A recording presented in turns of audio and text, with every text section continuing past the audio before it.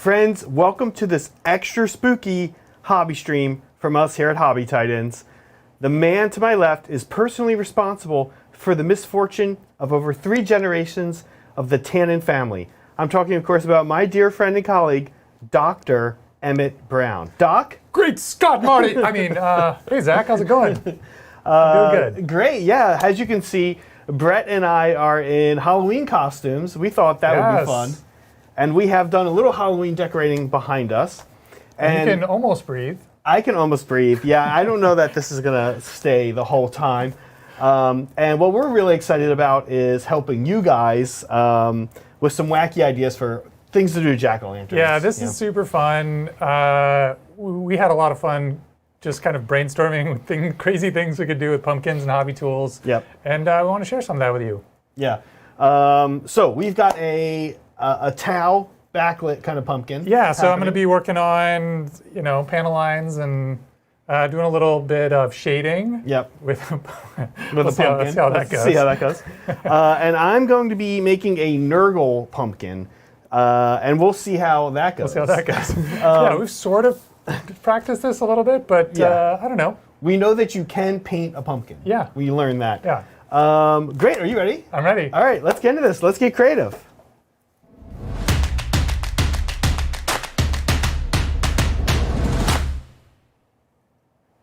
Guys, happy Halloween. There we go. This is not one of the pumpkins we're going to do today, but yesterday, just to, my pumpkin carving chops only seem to really come into use once a year. And so I had to kind of remind myself how to backlight this pumpkin, which is what I call it. But basically, Brett's going to be doing a little bit of this, I think. Yep. And this is kind of the gradient thing where you don't carve the whole way through the pumpkin. And then you get like this nice glow. You can do sort of, shading or, some sort of highlighting almost. Yeah. So yeah, there it is. I did the Titans logo yesterday. I also picked up a pumpkin for Brett, and he has begun to work on the pumpkin as if it was a resin 4-drill model a little bit. You want to talk about what you've done so far? Yeah, so before the show, I'm going to be building a firewire today. This is my plan. We're going to be doing a firewire helmet. And this is like, if you are familiar with the firewire kit, on the back of their helmet, they have this like panel that is often an accent panel. And so my like pocket where I removed the all the inside goop is like basically that panel on the back of their helmet. And then on the front, we talked about kind of the best way to get a shape or an outline onto a pumpkin. And like the solution we came up with was basically to just kind of hold it on there, maybe tape it, and then go through with a sharp stick and just sort of poke holes through the paper that will show up on the pumpkin. You poke through the pumpkin skin a little bit. It's actually, if I can show this right, it's actually a great weird use for a crappy brush, crappy old brush. You just cut the hair off and and then you've got a poker stick. So I've started that, and beyond that, I've got a paint stick here that I picked up from a local hardware store. Yep. They give these away for free in the paint section. I'm just going to cut a little slot in the pumpkin when I'm done, and this will be the aerial. And beyond that, I think I'm going to paint the stick. Yep. And then do some panels with a hobby knife. And then I'm going to try to do, like we were talking about in the intro, a bit of a lens effect for the optics. Yeah. Using that gradient technique that Zach showcased on the Titans logo. Yeah. That's what I'm going to be working on. Yeah, it looks fun. I don't know what's going to happen. Neither of us really know what's going to happen. Experiment. What I did, a little different. I bought, these have become popular recently, maybe the past 10 years. A while ago, all you could get was the traditional orange pumpkin. Yeah. Sort of pumpkin there that you see Brett has. Recently, people have kind of started selling these more like ugly, funky pumpkins. Yeah, they're heirloom pumpkins. Heirloom pumpkins. Heritage. Heritage pumpkins, yeah. And here's what I will say. Maybe 10 years ago or so, I picked up one of these heritage pumpkins, and I tried to carve it. And what happened, do a jack-o'-lantern, what happened when I opened it up is I found that it was really hard to open. It was insanely thick. It was not designed. It was like a gourd. They were imagining people would buy it and just like set it down. Right. like we have in the back. And I think these pumpkins are probably genetically engineered to I think be so. like smooth surface, like easy to scoop out the inside and have like a nice smooth inside that you can set a candle on. I don't think that's the same type of pumpkin people usually make, like homemade pumpkin pie. No, this is not a from. food pumpkin. Yeah. Yeah, those are small. So what I thought as I saw these starting to come, here in the U.S., as anyone in the U.S. knows, whenever there's a holiday, we begin celebrating and our businesses start marketing and selling that holiday several 2.5 months in advance. 2.5 months, several months ahead of time. So as these pumpkins were showing up at the grocery stores and stuff, I was like, you know what? This thing looks very Nurgle-y. And I think that it's got all these gross pocks and stuff on the back, and I kind of figured, you know what? I think I could paint one of these. And my bandage.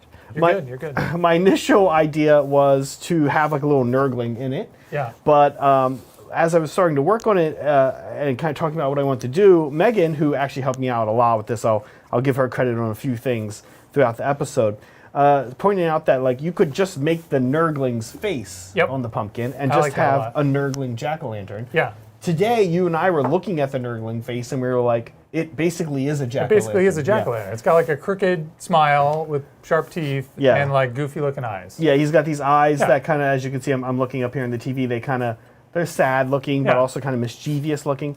So I went ahead and carved out my pumpkin. I emptied it out. He's got this little, this thing is falling in slot. And I would say that I did find that this pumpkin, unlike the one from 10 years ago, super easy to carve, super easy to open.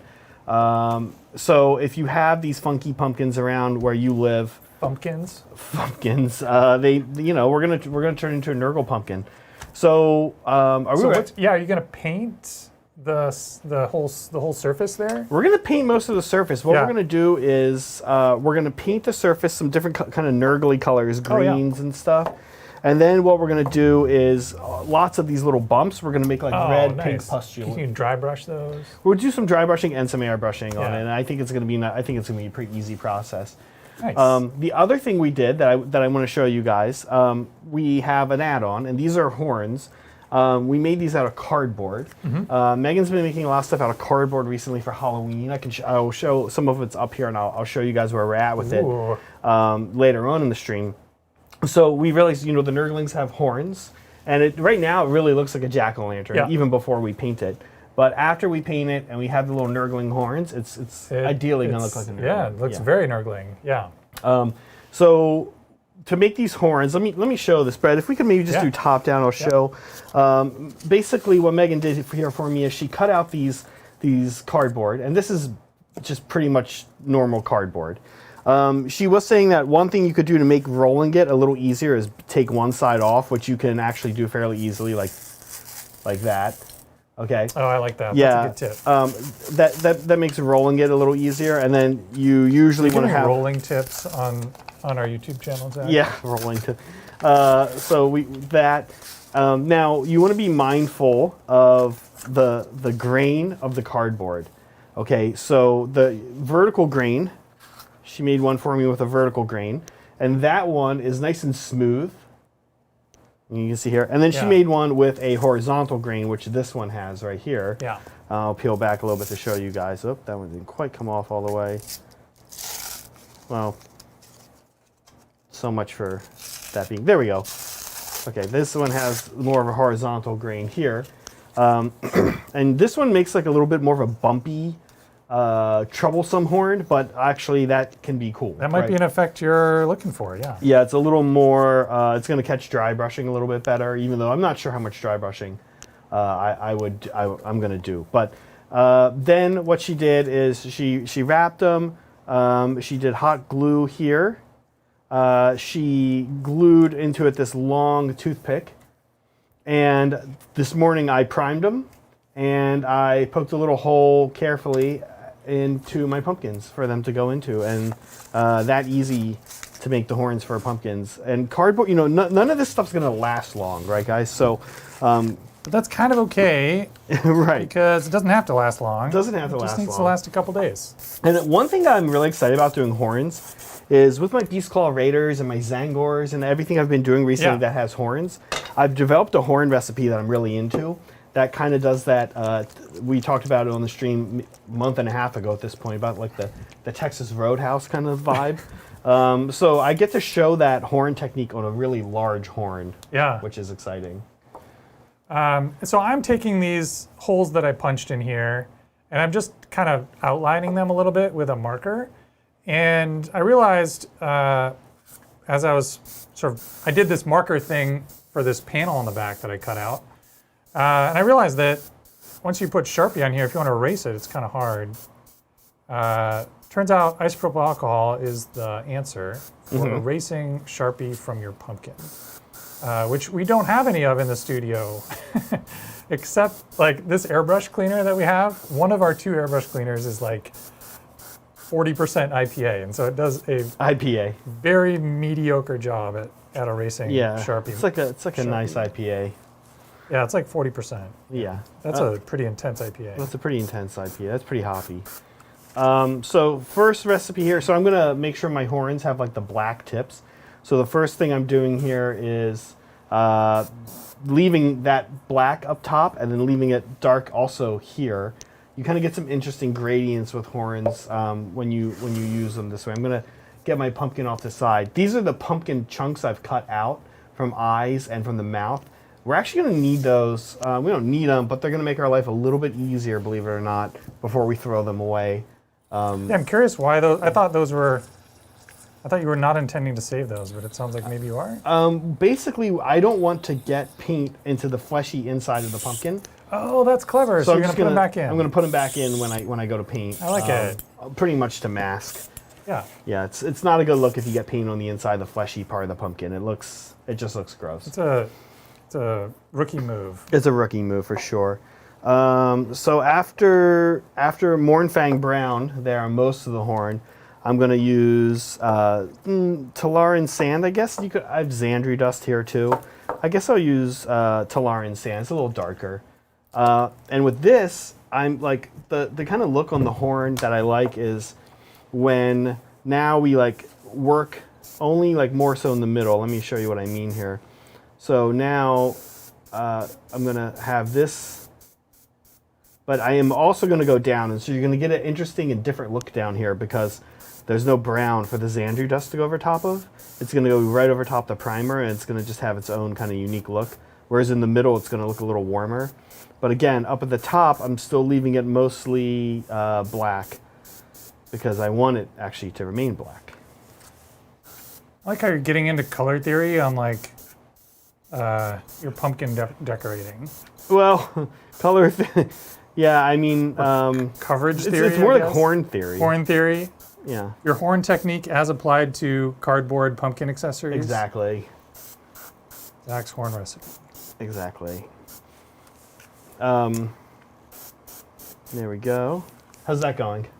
Good. So I'm just cutting using a hobby knife to do some panel lining. I don't want to cut all the way through here.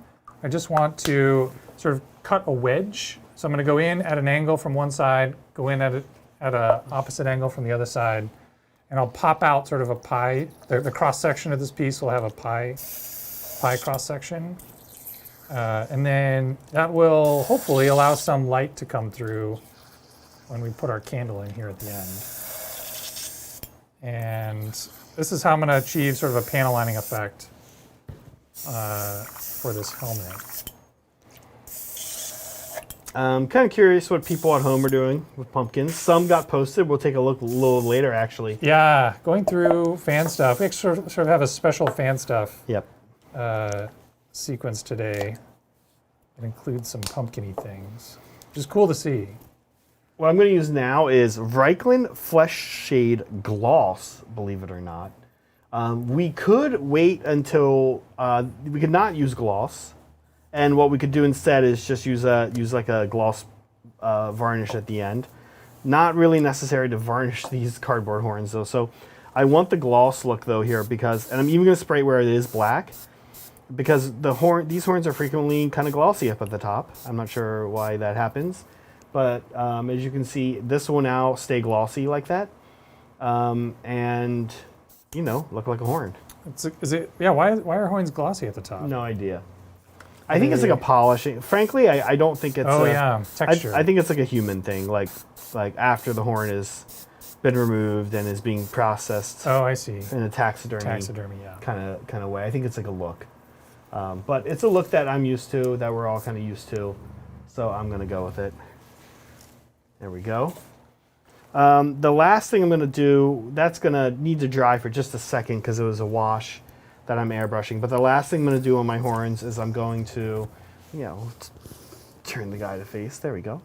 The last thing we're going to do is just a little Ushanti bone to just, so it's not so dark. Because they're bones. Because they're bones, yeah. And if this is out for trick-or-treaters, etc., we don't want them just seeing like these weird dark shapes sticking up. You need lighter color to kind of show what's going on. If anyone sees that, like if you put that on your front porch, do you think anyone's going to, like who just doesn't know what it is, walks up to it, is going to be like, hey, trick or treat, by the way, I love your Nurgling pumpkin. Oh, I don't know. I kind of doubt it. I don't know. That would be impressive if they did. That would be pretty cool. I don't know. It's become more popular, right? Like video games and stuff. Right. So maybe. I think you should put a big 7 on its face. I was thinking about working 7 tattoo. I was thinking about working a 7 in. Now I have a funny story about my costume. Of course, fans of the movie Hereditary will know that I am Peter after he has been transformed into Paimon at the very end of the movie. Spoilers if you haven't seen it. Oops, sorry, I should say that first. Really stupid of me. Not good at that. Anyway, today I was out here walking around, and I put the makeup on. Megan helped me do the makeup earlier in the house in the morning, and then I came in. I was in the studio all day today, and then I came in and I painted the crown. And then I was walking around our office park like this. Yeah, the studio's in this office park. There's like it's really in an office park. A law office next door, there's and two a law. There's financial firm, and yeah. So I was walking around, and maybe some clients of either the law office or the financial place. Somebody. They were older, sometimes like older people don't catch references. Sometimes younger people don't catch references too. But they were like, oh, where's my burger? They thought I was the Burger King. Burger King guy? The Burger King guy. And, I have like these dark sunken eyes. This mask has like faces coming out of it. That's right. And I have a broken nose, and they're like, where's my burger? You must be Burger King. And, what do you say? I was just like, oh, yeah. Yeah. That's funny. Yeah. I don't know what you do. Yeah, what can you do?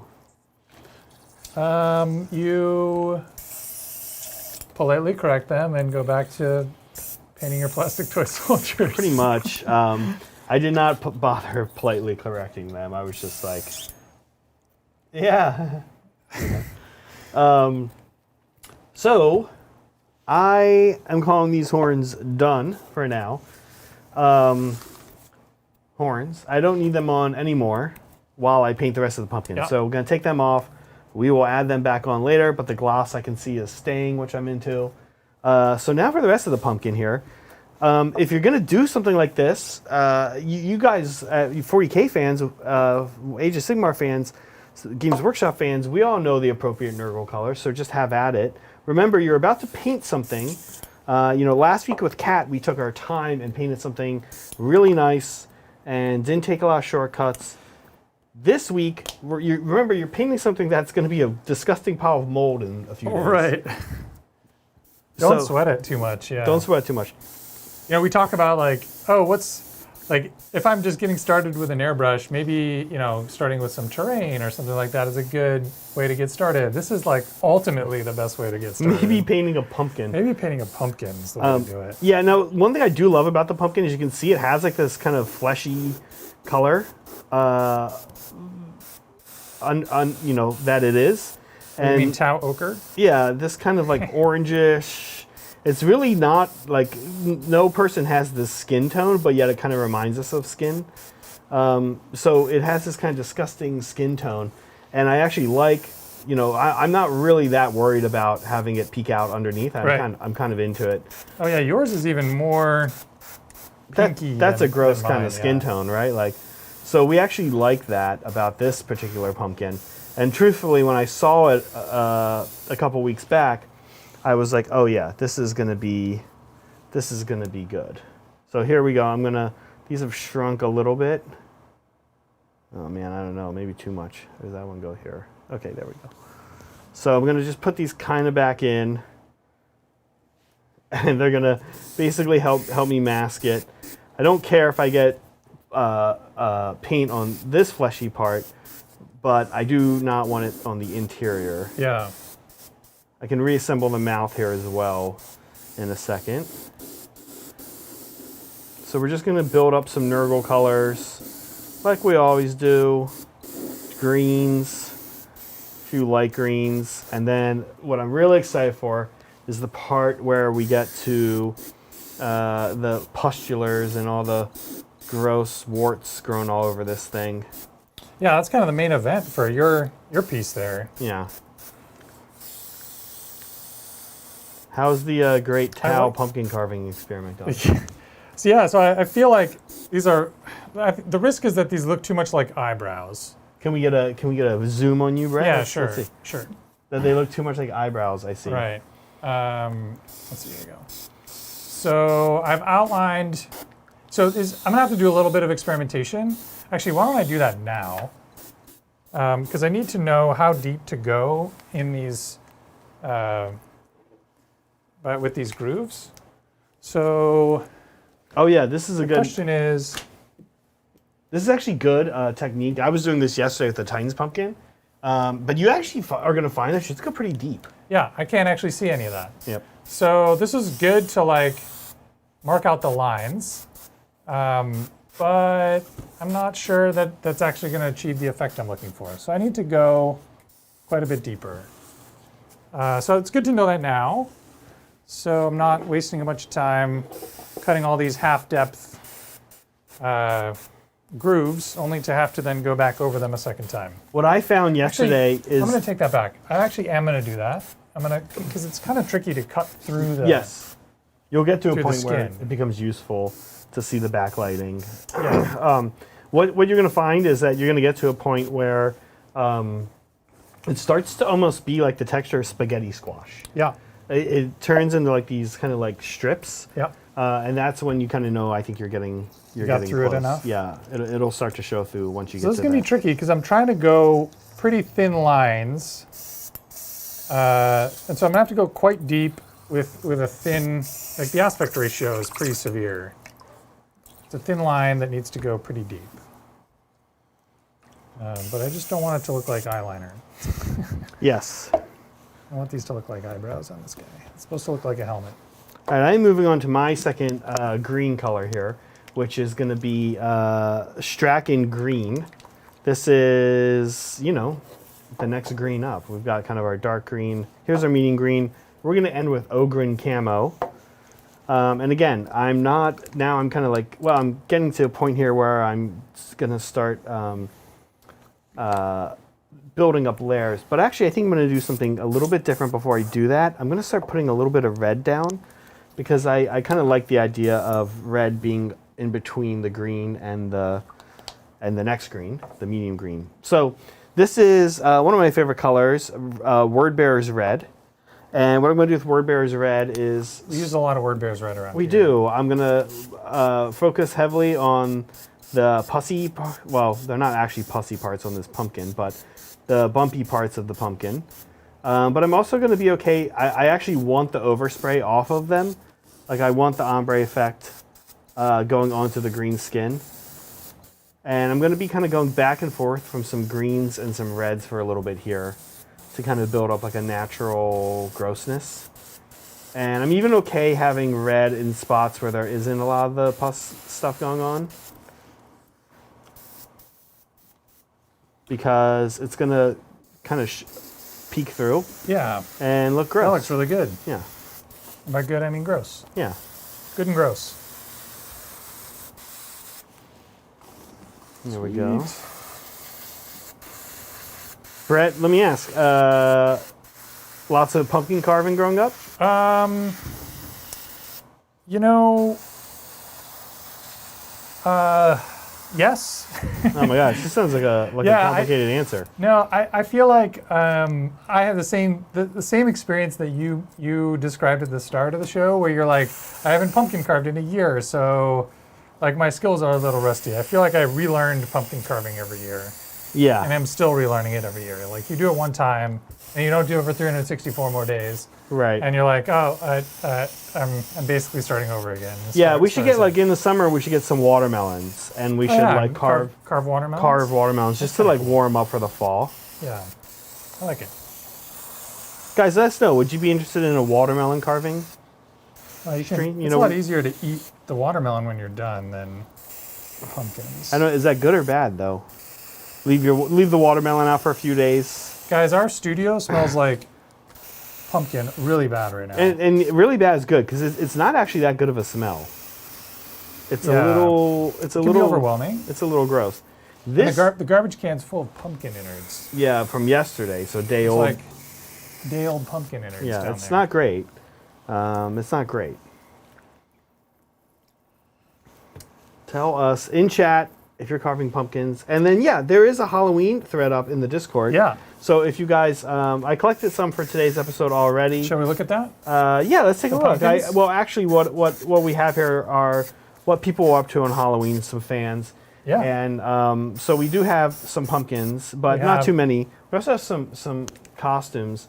Here, kind of a classic jack-o'-lantern right here. Orky though, right? Little orc, little orc cut out there. I love it. I feel like orcs are a great way to like just expand from classic jack-o'-lantern into I'm going to do something hobby theme. Orcs are pretty good. Orcs and Nurgle pretty good.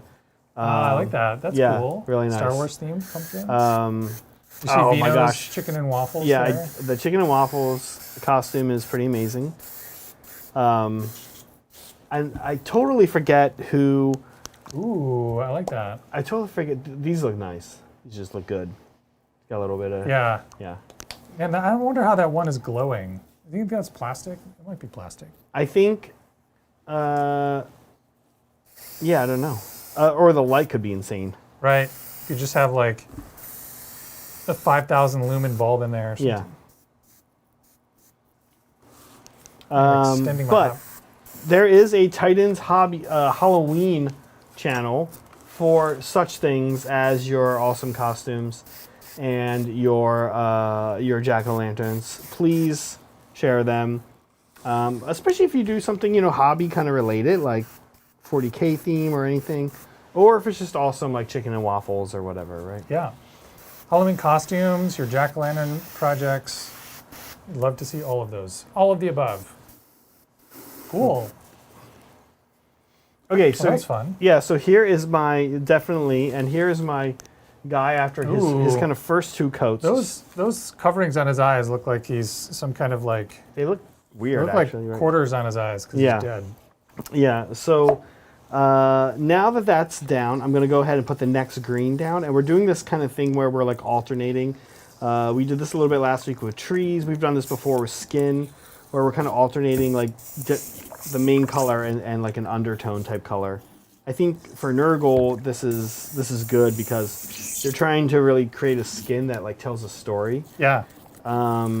So after this red, now we're going to do the Strachan green, which is like our medium green color that we're going to use here. And we are going to try to really, we're going to not get too much of it over where the red is. So we will begin building up these layers of weird Nurgling pumpkin skin. Now, of course, if you guys are wondering, are we going to use a real candle in this thing? The answer is no. Absolutely not. Yeah. I don't think I'd recommend it because of... We're in an era where you can, for less than the price of a real candle, buy a fake candle and have much lower risk of burning your house down. Definitely. Or ending up with a mess. Okay, so starting to put this on, letting the red kind of peek through a little bit. This is kind of a wet, messy airbrush right here because I didn't really dry my airbrush out, but I kind of like it. It's okay. I would not be whatever's happening right now, I would definitely be fixing if I was painting a model. Okay.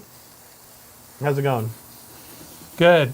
So I've marked out all of my panel lines, and now I'm going through and making them deeper,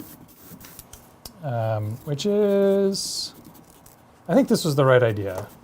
Rather than just trying to go full depth from the start, sort of establishing an outline and getting through the skin on all the lines, and then now I can just kind of cut within the line with like a coarser, larger knife, and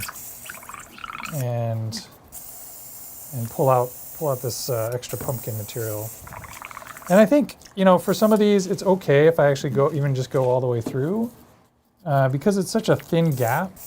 Like, not a lot of light's going to come through anyway. Right. It's not like you're going to see like full brightness, you know, LED lights shining through this little tiny gap. So I think I'm okay with just kind of punching the knife all the way / most of the way through.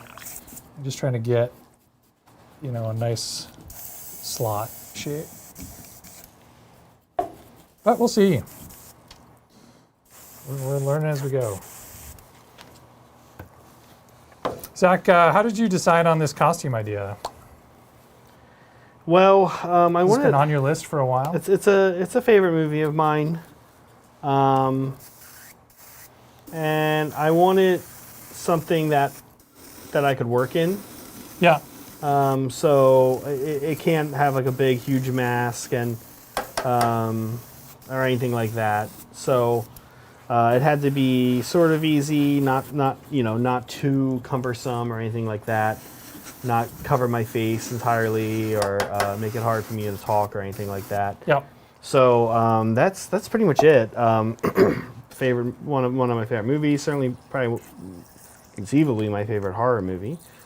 And then I was like, you know what? This is just going to be easy to work with. And frankly, it's so cool. The creepy helmet.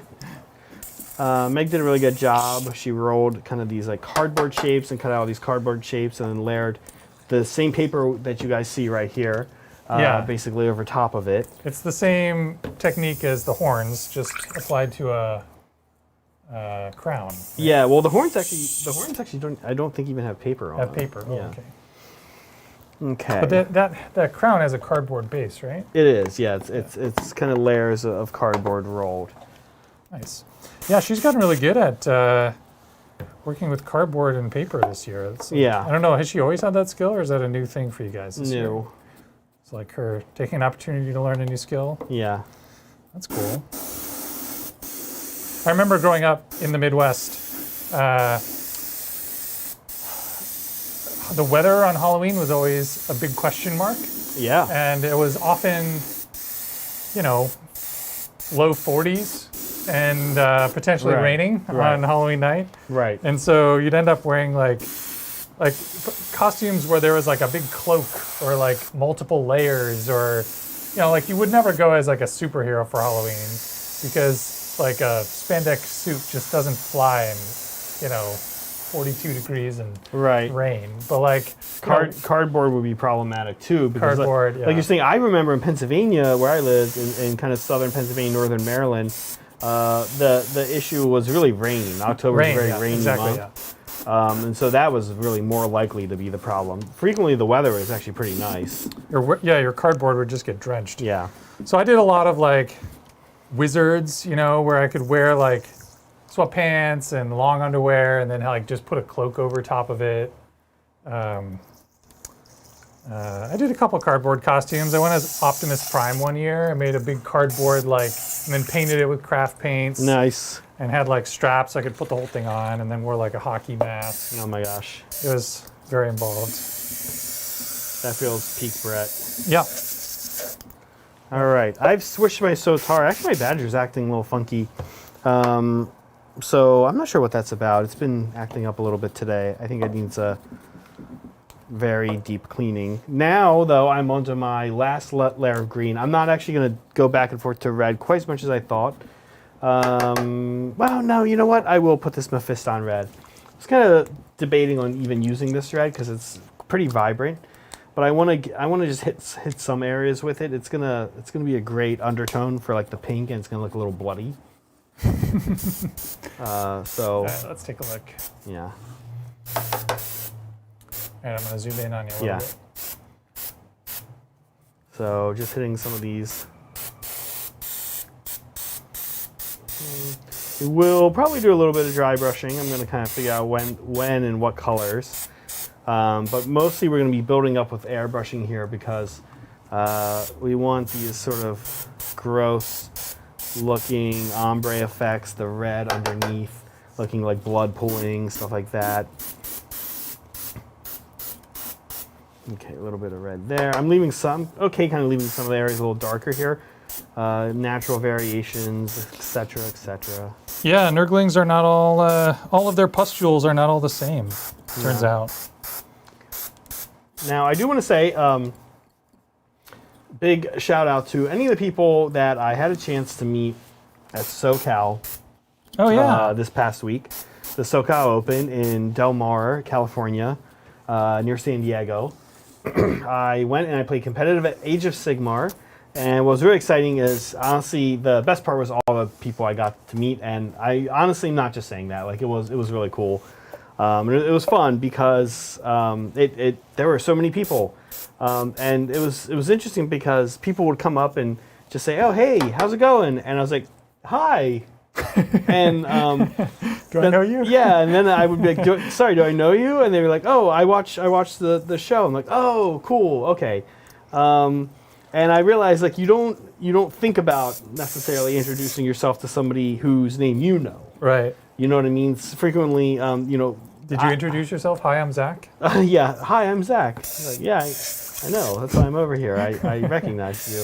That's cool. So lots of people kind of just walking up and being, "Hey," and it was frequently in passing. Yep. You're on your way somewhere. So my way somewhere, and someone just be, "Hey, how's it going? What's up?" And I'd be like, "Hi, what's your name?" or whatever.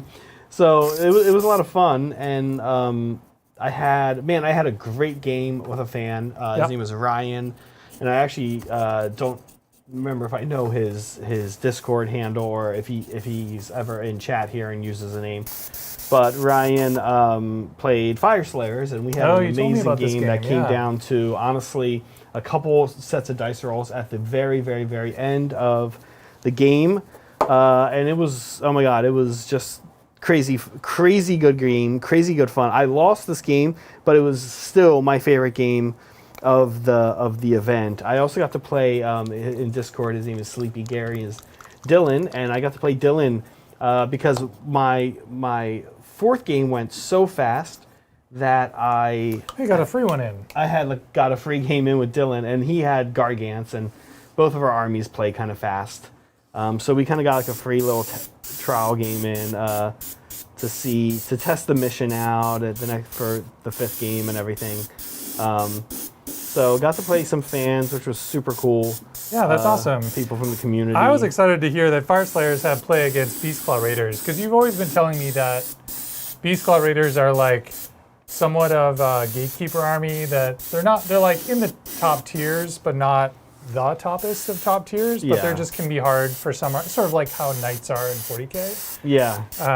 And Fire Slayers is the army that I'm working on for Age of Sigmar, and I know nothing about them, and was, including whether or not, if I ever finish this army, or when I finish this army, whether we'll have good games with them. And it sounds like Ryan convinced you that. Yeah, oh, definitely. There will be good games. I will say, and I have been saying that whoever wrote Gottrik's data sheet had was angry at someone or something. I don't have Gottrick, so you don't have to worry about that. Later on, people were telling me that it was kind of an issue of the edition changing, and that he made more sense in previous editions. Got it. Okay. Well, that's a thing that happens. It happens. Yeah, and they just haven't updated them yet. Oh man. So this is. Brett, can you see Matt's super chat? I really can't right now. Maybe the TV. We didn't tilt the TV. Maybe. Oh, that's true. That's right. Yeah. Okay, but you can see it. Okay. Thank you, Matt, for the super chat. Hey guys, Dex and I desperately need an alternate Tau skin recipe. the GE recipe is identical to the Zacia Sept armor that we're using. Oh, that's a good... I'm assuming that's GW. The GW recipe is identical to the Zacia Sept armor. So I don't know the default. Do you have thoughts on this, Zach? Before I launch into my spiel? My guess is that what you're probably using is the the suite of Space Wolf colors, like the Fang and Fenris. And what I think you'll find, and I don't know what GW recipe you're looking at, if they've put out multiples. The one thing I know that they put out is they put out this thing that kind of shows some variations you can do. Yep. And including one of the big ones, Matt, was that they showed how you could put a different tone underneath the blues. And so one of the things they were doing, like for example, they wanted Shadow Sun to look a little more youthful. So they gave her like purples and reds before they started building up blue over top of it. Whereas like, who's the ethereal guy? Anva that doesn't technically isn't alive anymore. That's Anva. Anva, he was very old and kind of decrepit, and they gave him like just blues, right? Yeah, okay. So he almost kind of looked undead. So, Matt, what I would probably say, Emperor of Tau. Is the Tau yeah, Emperor? yeah. Well, what I would probably say, Matt, is play around with, like, copy their formula, their the way they do it, but sub in different paints, because the way they show you how to do it, I actually think is quite good. And that's what I've done. And then the way I change things around is I just put the first color I changed around. So like sometimes I would use a purple and then put the I think it was, there's like 3 Space Wolf colors that go from darker to light. Yep. And so if you just use the 3 Space Wolf colors, you basically get the Tau skin. I think something else to remember is that Tau, like humans, have different colored skins. Right. This was, Yeah, so you can have, just because there's sort of a standard recipe, you shouldn't feel like you need to try to recreate. And I would, like you're saying, Zach, it is generally blue, but I think you could imagine Tau skin tones that dip really far into the green range and really far into the gray range, more or less saturated, more or less pinks and purples, more or less blues and grays. I like gray. Cooler. Yeah. My Tau skin recipe is like gray or grayish blue with a very little bit of blue in it, and then I use a blue ink over it. And then I'll vary the amount of blue ink depending on how dark or light I want that particular individual skin to be. So it can be very gray if I use almost none, or it can be very blue if I use a lot. I like this. I like gray Tau skin. Speaking of skin, this kind of relates, Matt. Brett, if we could zoom, I'll show you guys. I'm actually using Ubshanti Bone right now. Yeah. On this, and what you guys can see is as I go over an area with it, it doesn't change it. Obviously, like Ubshanti Bone, the green still goes through. And bone and colors like this are so good over top of green because they really allow the green to just like still be there. And I don't think I would. It's a highlight, really. It's a highlight, and I wouldn't want to use like skull white or snow white on this or anything like that.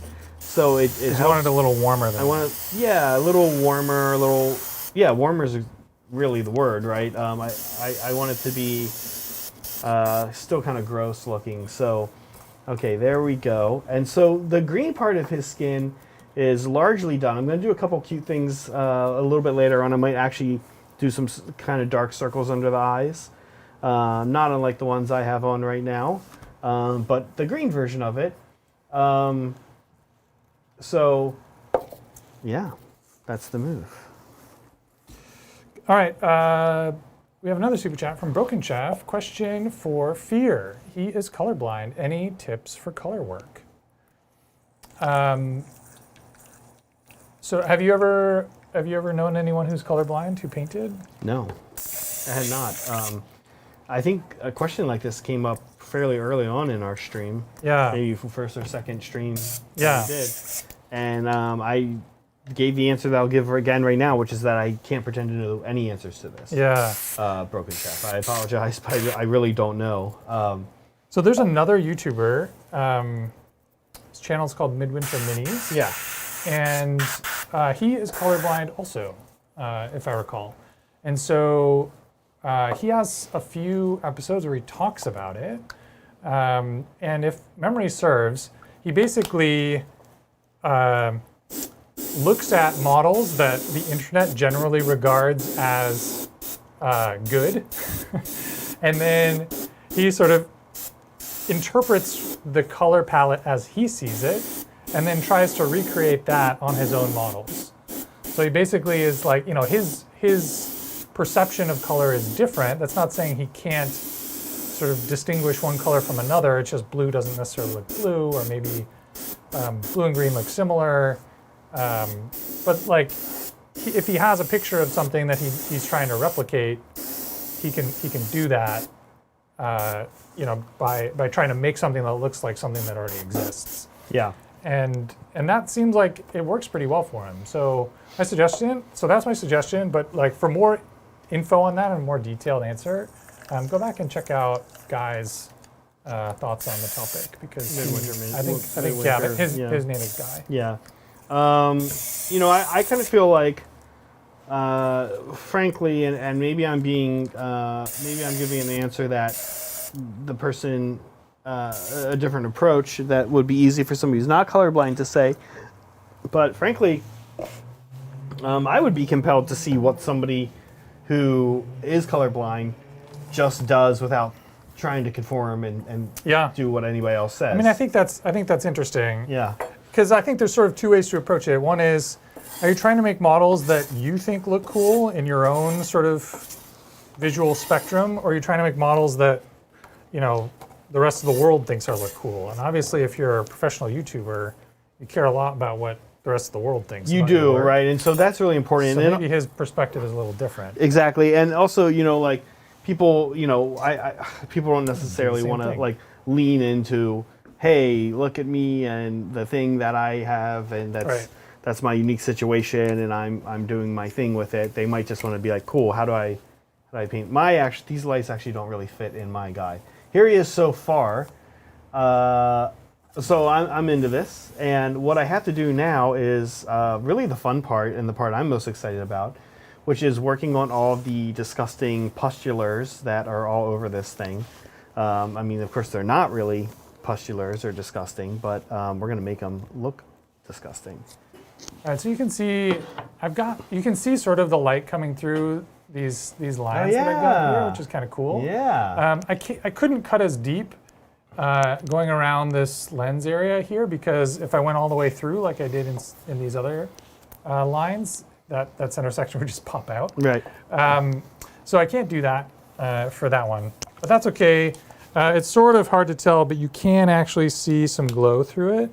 I think I'll go a little bit deeper, but it is visible. You can see the glow. And in a dark room, it's probably just fine. So I'm into it. Yeah, I'm excited. I think it's going to look good. And it already, I can already see it. I don't know. It looked like it showed up again on camera. Okay, what I'm going to do now is a weird thing, which is I'm going to use Minotaur Ghost Tint, and this is how we get the fresh blood look. I'm going to be putting a few layers of this down, but this is the first one. Yeah. So this is going to go over some areas, not everywhere, and it's going to kind of give us like this glossy blood-looking stuff. But we're going to build back up over this again, so some of it will peek through, and then we will probably end with a lot of this in other locations, because this stuff stays glossy, right? This is the Minotaur Ghost Tint, fresh blood. I've been using this on my ogres, all over their mouths and their teeth to make it look like they just ate a big fresh meat slab. Fresh meat. And I love this stuff. So just a few areas, but we will definitely be coming back to this. Oh my gosh, this thing is starting to look Zach, gross. Broken Chef was concerned about these knives that we're using. Are these like your daily driver kitchen knives? No. Well, they are from my kitchen. I have a lot of knives in my kitchen because I like cooking and I like getting cool knives. And so these are, to be honest with you, were given to me as a gift. They're these forever sharp knives that don't stay sharp at all. And the way they want you to have them stay sharp is that you can send them back. Send them back, yeah. If you keep papers They're very Right. much like for like a bygone era. They're like, keep your papers and mail the knives back to us and just Right. pay postage and we'll send you new ones. And I have no interest in doing that. So they assume that you're just going to lose the papers, exactly. and then they'll never have to do Yeah, sharpen your exactly. knives Which for you. of course I didn't lose the papers. I just never threw kept 'em the out, yeah. papers, right? Now I did sharpen these. I do have a sharpener, and I Yeah. did run these through the sharpener in preparation. But yeah, no, these aren't really good knives, Broken Chef. I don't. I think I have better knives. I mean, I definitely know I have better knives that I would not want to. I don't know, mess with. Frankly. Yeah, I think pumpkin carving, even if it's not necessarily hard on your knives, it is at least, there's a higher than normal likelihood that you're going to drop it or you're going to, something's going to happen to it to ruin the edge. Yeah. So it's good to use something that you don't care about as much. But I think before it gets too far away, I think there was a super chat or was that Yes. right above Melody? Thank you, Matt Baker. We need names for the leaders of our 5-man Breacher and Fire Warrior squads to accompany Sergeant Ghost Breeze, named by Bridger. Which do you guys prefer? So, are you asking us to pick amongst a list? Or should we just make up names? Why don't we just make up names? I feel like all of the names that I've come up with for my Tau characters have been like made up words. Like, because in the Tau language, like, I guess you could use the Tau words for Ghost Breeze. Yeah. But it's like Mount Doom is not called Mount Doom because the orcs of Mordor don't speak English. Exactly right. Yeah, yeah. So you have to think of like what is your approach, right? And so with Ghost Breeze, I'm assuming, Matt, your approach is like what is the English translation, right? Sure. And town names have a lot of similarity, I think, to like kind of Hollywood anyway, English translations of like Native American names, where it's like usually kind of like a natural type thing, like a verb, a phenomenon. kind of combined. So that's sort of the formula overall. Shadow, sun.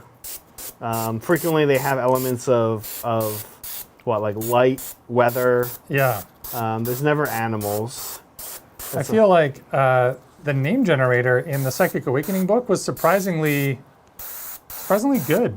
Oh yeah? Like I've used it now both for the Astra Militarum and the Tau, and was like very pleasantly surprised. I was like, when they announced that the Psychic Awakening books were getting name generators, I was like, eye roll. I was like, ugh, really? Yeah.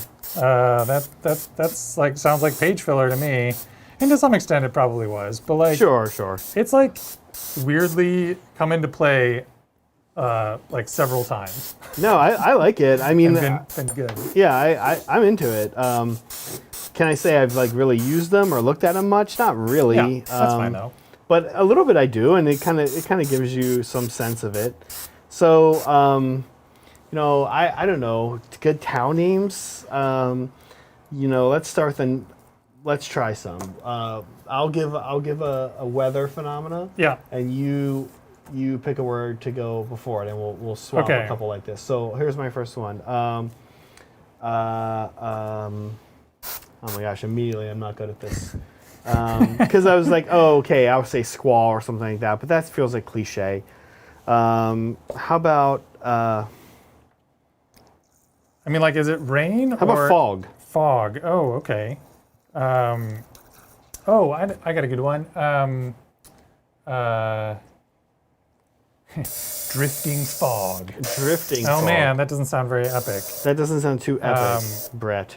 We need a more epic So word. I think the vibe we're going for here is like, when the enemy attacks, you like move out of the way. Okay. You're like Vanishing? vanishing. There you go. That's a much better word.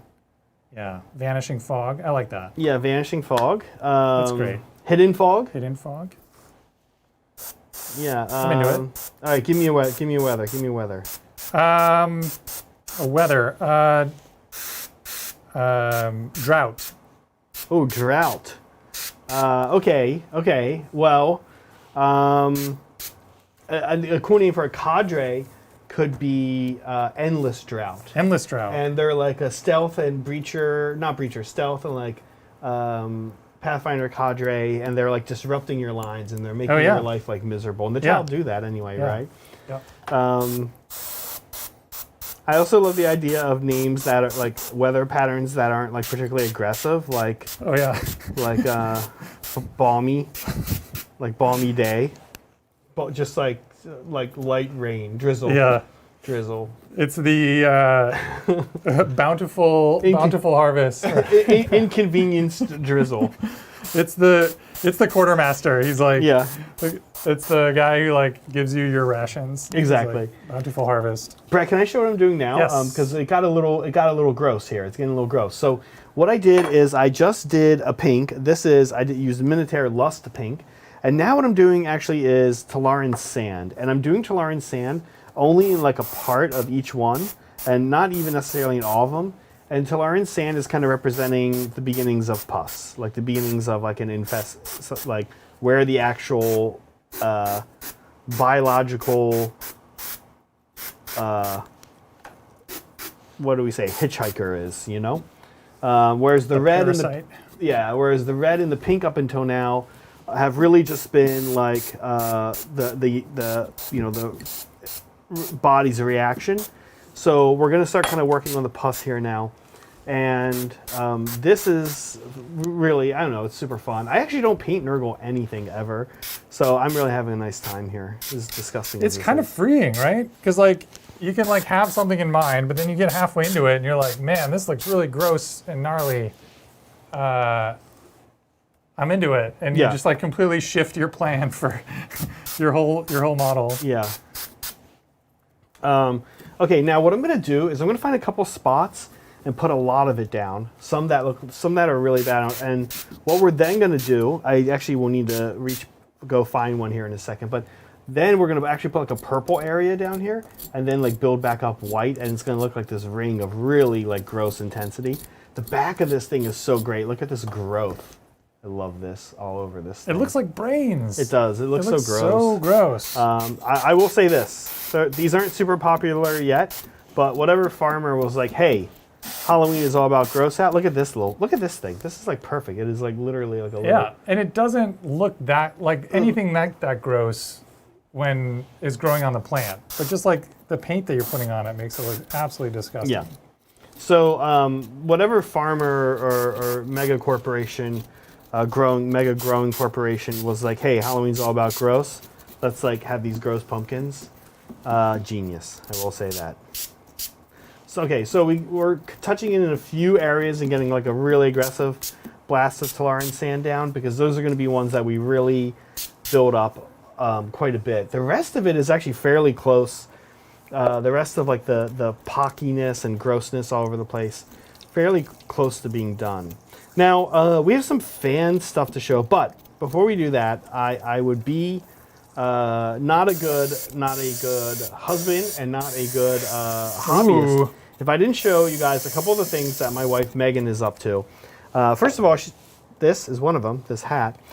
She has really gotten into the cardboard there are these people online who do these crazy things with cardboard, and there's this one French guy that she's been watching and learning how to make two things. So the first one is all paper mache? Well, not really. It's like cardboard, and then you put paper over top of it. Yeah. So this first one is my. This is your actual Halloween. This is my real Halloween costume. Now I've painted this. But this is Predator. Oh my gosh, that looks amazing. Yeah. Show us the inside. The inside is cardboard. And it's all like hot glued? Hot glued and like masking Elmer's glue. Yeah. And some tape. Yeah. And it's strong. It's like a sturdy. It's like a sturdy thing. You could get in a fight in that. Yeah. And it blocks some bullets shot by Arnold. Yeah, definitely.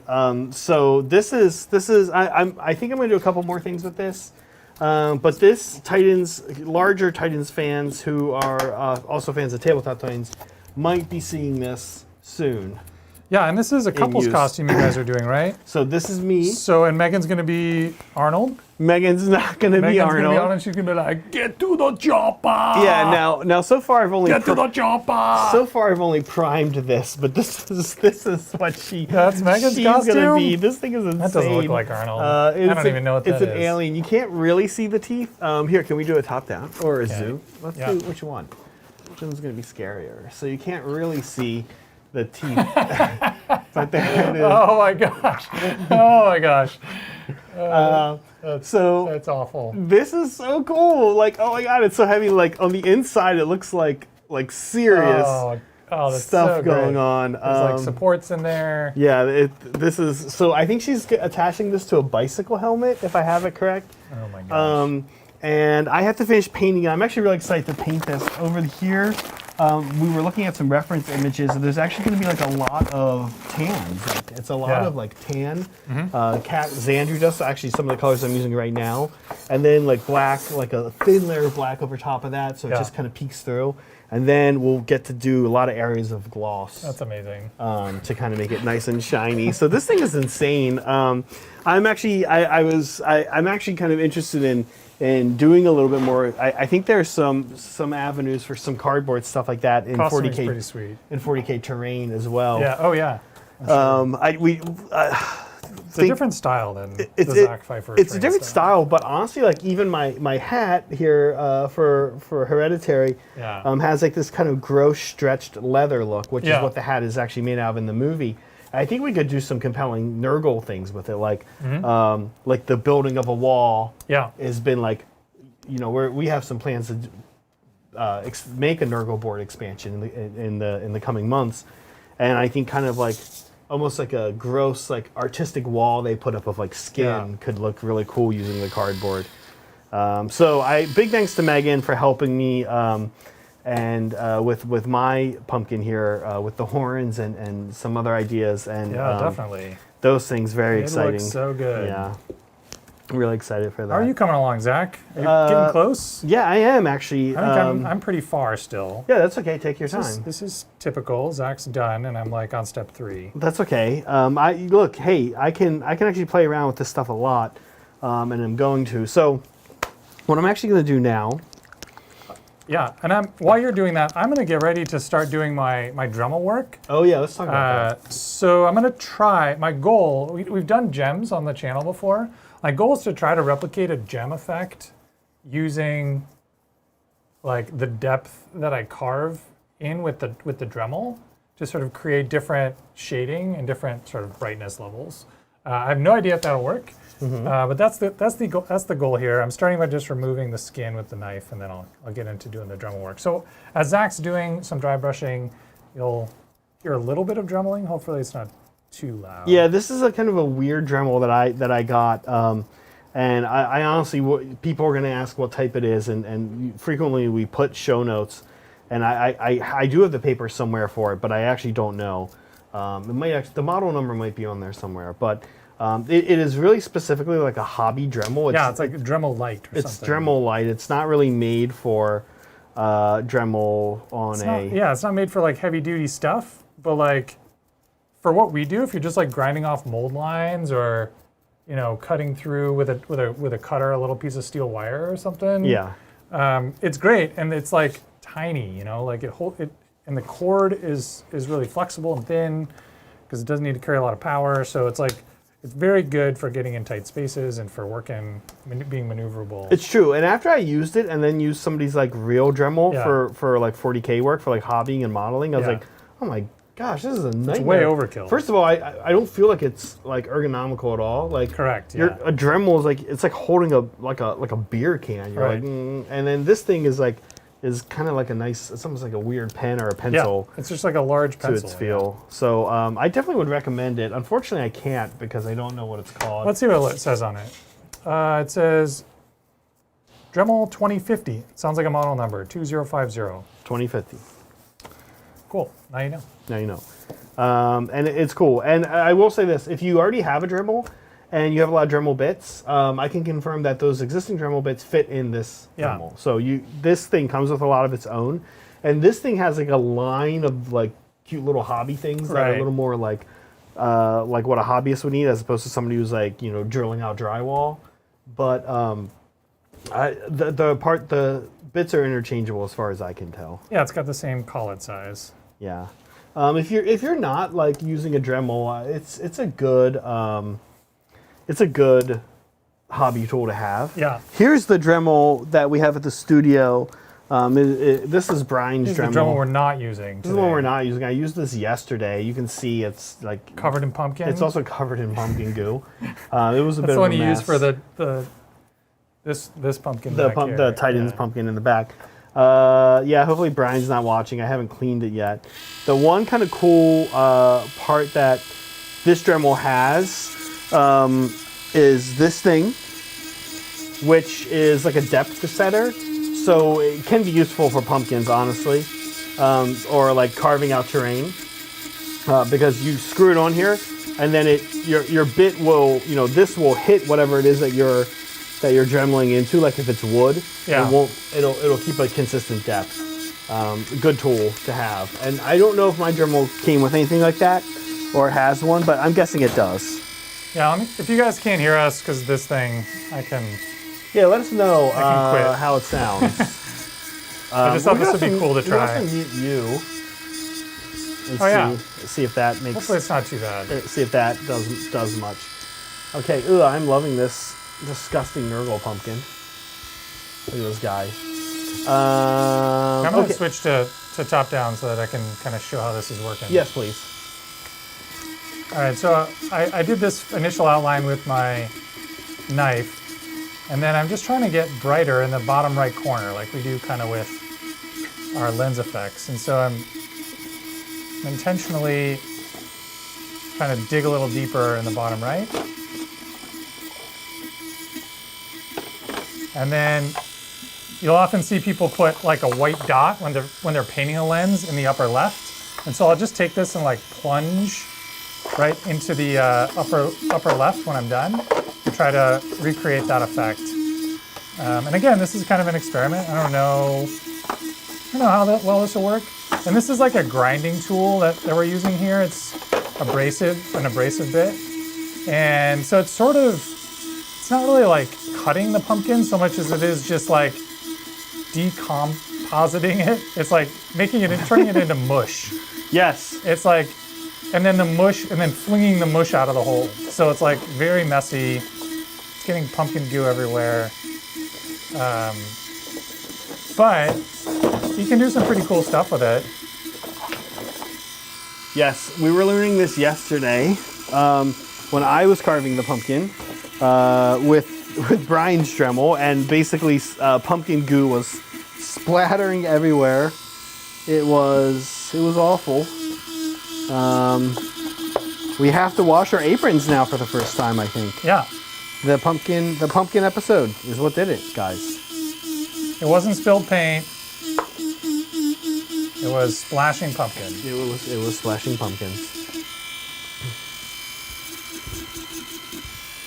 Okay, that's interesting. In some ways, that's more interesting. In some ways, it's more interesting that our aprons are covered in pumpkin goo right Okay. I'll pause that.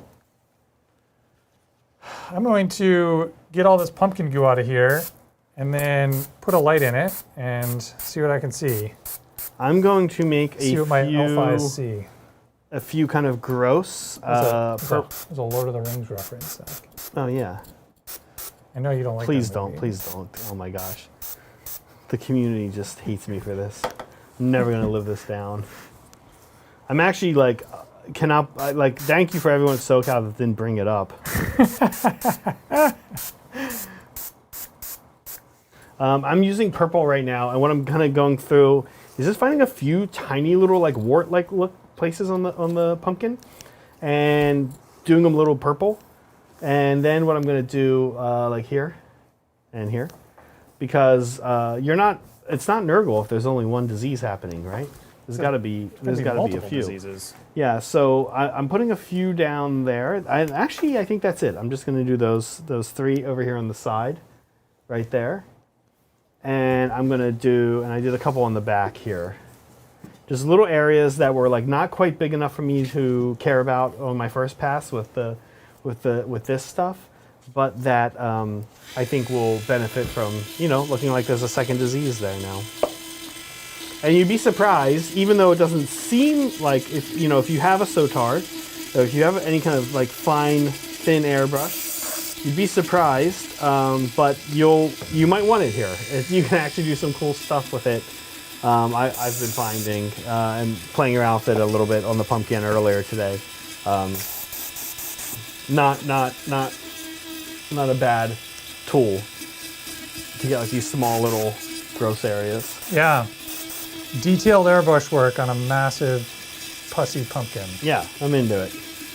Okay, gonna go back, hit that also with a little bit of Tolaran sand because I really want that to look like some kind of gross pustular thing. And probably gonna figure out a way to make this one also like a little different. And the way I think I'm gonna do that is potentially adding some yellow into that. But ooh, look at that! Oh my god, those look so gross. Love it.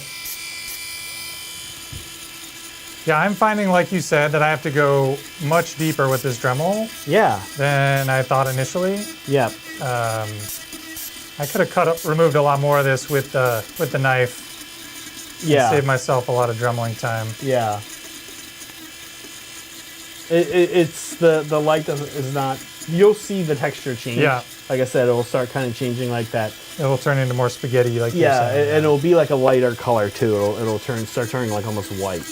And frankly, you can see what you're looking for, and for people at home as well, in case you are kind of like doing the backlit thing on the pumpkin, you can see what you're looking for in the pumpkin by looking on the inside of the pumpkin. It's actually different on this, whatever this species of pumpkin is. But on those basic orange pumpkins that we all know and love, you'll see kind of that white stringy texture I'm talking about. Now, yeah, Brett, I've put the light in the pumpkin while I'm doing this so that I can get a sense of a good call. How deep to do it. Okay, I already dry brushed while we were kind of going through our previous steps. I did already dry brush some light colors over this. It was actually Shanti Bone. And what I'm going to use now this is called Rosy Highlight. Rosy Highlight, and it's like a pinkish flesh tone. Okay. And I'm going to just sounds gross. Yeah, I'm just going to find some spots to put that in as well, including on these new little purple zits that I just made. New purple zits. Yeah. Kind of hitting the top there with them. Well, I actually don't have a porch. I live in an apartment, but I am definitely excited to set this in the indoor part of my apartment hallway and see what happens. We don't really talk to any of our neighbors, so this will cement that. Yeah, I guess we'll cement that with this. I've basically turned this into paste. Yeah, it's like pumpkin paste. Yeah, like you would get in baby food. Yep, it's basically baby food. Yeah, how do you feel about making baby food on a hobby stream? Fine. Your area is all painted different colors, and my area is just covered in goop. in goop. So these areas that I'm doing right now are like kind of the part of the like the pussy parts that are really actually going to be pus, and that's like what this pinky flesh tone is giving me. So some areas, so like the little purple ones I just want to put a little dot to almost make it look like kind of like a gross zit. But here it's almost more kind of looking like a serious like burn injury. Is the look we're going for here. Oh my gosh, this thing's gonna be so gross. Mission accomplished, though. I know. You're gonna have like this elegant towel pumpkin with the. I love the shape you got with the Firewares helmet. I didn't realize you were doing like a head-on. Well, I mean, I guess I did because you did that, but I didn't realize quite how much you were incorporating it into the. Oh yeah. Into the natural design of the pumpkin. I was, I didn't think about this. I didn't tell you about this, but I was actually thinking like, hey, maybe I could get a pumpkin that's like.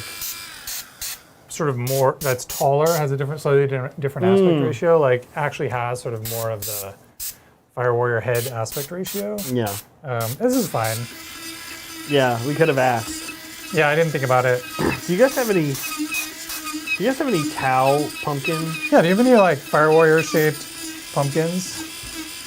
I feel like the normal pumpkin lends itself to a human. Yeah. Do you have a Tau pumpkin? I know. A human or an orc? I'm looking for more of a Tau-shaped pumpkin head. Oh my gosh. Well, the other thing... I'm scared I'm going to go too deep. But yeah, right. And you got to be careful because you... once you can't go back. Can't go back. There's no eraser here. There's no eraser. We rely on erasers a lot. We do. Oh, it's starting to come through. I know. Oh, nice. Yeah. Yeah. Too bad. I'm just doing a little bit at a time. Too bad Tau helmets have 2 lenses. I know. I have to do this all over again. I might just punch through all the way on the bottom one, just because it's like a little bit too small for the effect to really look proper. You got to do it. It's gonna look so good. You're gonna be upset with yourself if you do that. Okay, I need you to help me paint this thing though, my aerial. Oh yeah. Maybe you could help me with that. Of course. Because we might call the Nurgle pumpkin done fairly soon. There's a couple more steps I want to do. Here he is with his horns, and I'm looking up at the TV here. I'm kind of checking out how this thing looks as well. Typically, when I paint something on the hobby stream, I've done it before. Yeah. And so I don't really like sit there and look at it on the TV, or we put it on the glam cam and then I look at it. But this thing, I have to keep checking up at the TV, which I really don't like doing. It looks kind of weird, I think, to people at home. But I need to see, I don't know, what this thing looks like. I'm kind of into it. Okay, so I'm going to do a few last steps, and the big last step I want to do on this guy is... Oh, a couple of things. One, I want to do more bloody areas. And actually, that might be it. So here we go. And then bloody pustule. Take a look at the... Yeah, I probably will have to add one more layer of the pus color. Yep. But I'm going to find some spots where this is going to look really good. Can you move it up a little bit? Oh, I'll just zoom out. Sorry. There we go. Okay. Oh my god, I do love my Minotaur Ghost Tints Fresh Blood. It's so funny how once you own a bottle of this stuff, because somebody at Game Castle told Bridger to get it, and then you kind of just took it from Bridger. Once you own a bottle of this stuff, it's funny how many uses you find for it. So that's actually Bridger's paint? Yeah, it is actually Bridger's paint. I'm gonna owe him some Minotaur fresh blood.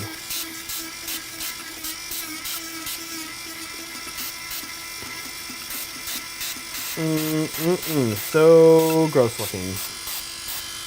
I am very excited to see, I don't know about you guys, speaking of Nurgle, I am very excited to see what happens as this pumpkin rots. It has all this paint all over it. Given where it's starting from. Right. It's starting from a position of supreme grossness. Yeah, it's going to just even look better. But I also am just curious what's going to happen, like with the paint and stuff. Yeah.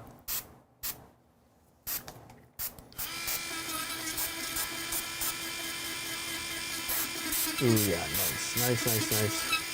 The fresh blood is a nice touch. And maybe the paint will act as a preservative. Kind of seal in some of the freshness. Maybe, although not on the inside. Some of that Nurgle freshness. And on the inside is where jack-o'-lanterns rot anyway. Yeah, that's right. Oh, whose favorite part of Halloween is like November 6th when the pumpkin's been out there for a while, and you open the top and it's like a wispy black and white bouquet of mold and mildew, yeah. And you're just like, at this point, do I throw it away or do I kind of like kick it into the bushes? Or do I just like dig a hole and bury it, and yeah. so it becomes like food for the grass? Yeah. And if you do that, then you're gonna have pumpkins there like the next year because they will grow like lunatics if you let them. All right, I think I'm almost done here, and then I'll show this off. Okay. I'm actually kind of happy with how this is coming out. Yeah, I think it's looking amazing. I'm really excited for our, I don't know, our gross and beautiful pumpkins. Our beautifully gross pumpkins. Yeah. Yeah, I wonder, I mean, we asked the question, how many people will know what, like, is that a Nurgle pumpkin? Like, I guess maybe this is a more immediately recognizable as something. If you're familiar with the Games Workshop IP, you might, like, recognize it as a Tau pumpkin. A Tau pumpkin?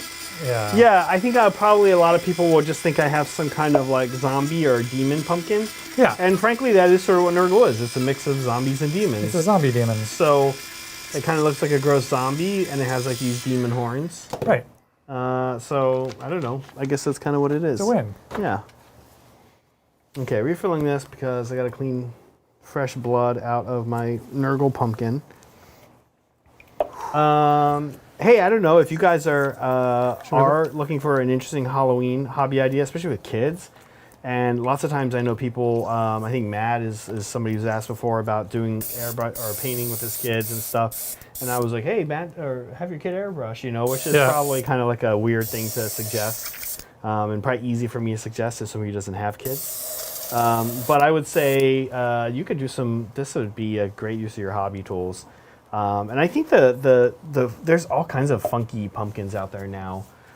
This one for me was just perfect.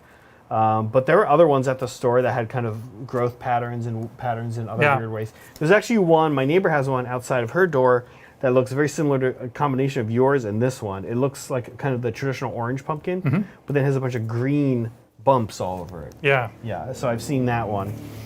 All right, I'm going to show this off. Yeah, let's do it. So here we are. Let me do this without shifting the light that's inside. So I don't know if you guys can see this very well, but there's sort of, oh man, you can't really see it. What? There's sort of like I see. There's sort of a gradient in there. I did it deeper. Oh wait, hold on. Kind of Turn it just to the other way, just a little bit more. There we go. Okay, and then I took our tool here, that's a paintbrush without the bristles, I punctured and made a little white dot for the glare. It's visible in the studio. I don't know how much you guys can see it on the screen. But it's a cool sort of gradient glow effect, which I'm pretty happy with. So I'm going to try to recreate that in this hole, and then we'll move on. Is that the best way to show off the pumpkin? Can we do a top down on me? Yeah. Okay. You can see the light sitting inside there. But here is our Nurgling pumpkin. Ooh. Yes. The back, He looks amazing. what's going on here is like my favorite, I think. It's actually probably going to just look best from the front. There we go. There we go. He looks very Nurgle. Okay. So we have with our Nurgling pumpkin complete, the horns and everything, we have a Tau aerial. Yeah, so my thought was to have it sort of, so there's two paint-related things I want to do on this. I want to paint the aerial. My thought is, like, I don't really want to paint the helmet different than, like, the base material. I sort of want it to just be orange. But my thought is, so, like, we could paint the aerial like a matching orange color, and then maybe do, like, a squad marking on the side of a different color. Yeah. And I also want to do, like, a squad marking on the side of the helmet, like they sometimes have. Seems like the squad marking probably has to be white. White, yeah. So I think we'll do like orange and then like a white squad mark. Okay, this is exciting. Good thing we have every Reaper color ever made, because now I can find color match to pumpkin orange. And I've been doing a lot of color matching recently, so I feel like my color matching game is warmed up and ready to go. Whether I can actually do that, we'll see. I just color matched something really weird the other week, and now I don't even remember what it was. Have to get at the colors behind all the behind all the spider webs that have taken over the hobby studio. Okay, there's It's a a start. little less saturated than I think that. it might be a start though. Yeah. Yeah. I'm almost kind of imagining that if we can do like yellows over top of that, will be Gotcha. will be a start.